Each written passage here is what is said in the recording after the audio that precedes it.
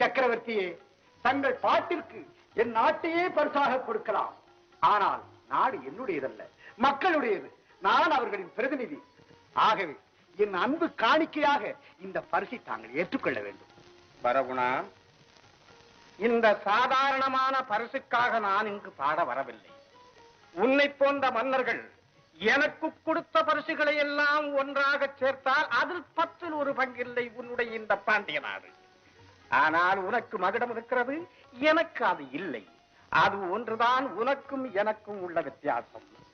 பிறகு நான் ஏன் பாடினேன் என்று கேட்கிறாயா?